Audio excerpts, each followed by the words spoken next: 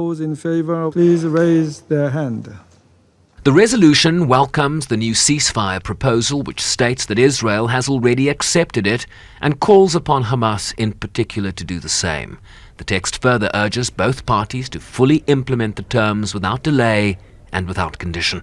We need Hamas to agree to the ceasefire deal. And then we need Israel and Hamas to implement the deal without delays or conditions.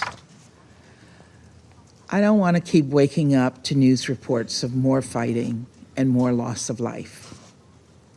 I don't want the families of hostages, many of whom I know personally, to endure even one more day without their loved ones.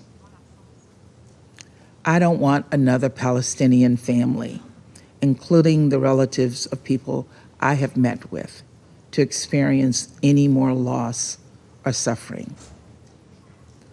I want to see an enduring ceasefire where Israel is safe from the threat of further terrorist attacks and rocket fire, and Palestinians can begin rebuilding their lives in safety and security.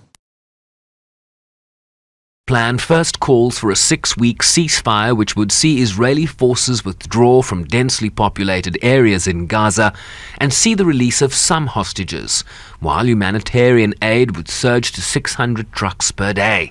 Phase 2, which would have to be agreed by both parties during Phase 1, would see the release of all remaining living hostages, while Israeli forces completely withdraw from Gaza, leading to a permanent ceasefire. Phase 3 calls for the reconstruction of Gaza after the war that has destroyed so much of the enclave. Any other product of the Security Council, this text is not perfect, but it offers a glimmer of hope to the Palestinians, as the alternative is continued killing and suffering of the Palestinian people. We voted for this text to give diplomacy a chance to reach an agreement that would end the aggression against the Palestinian people that has lasted for far too long. It's time to halt the killing. Russia was the only country not to vote in favor of the draft, producing the only abstention.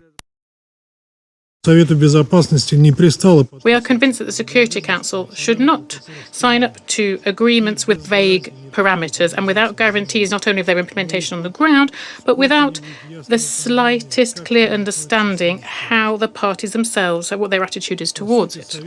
Essentially, the Council is giving a carte blanche and signing up to this plan with details that they don't have. The 3 parameters and phases, that's not details.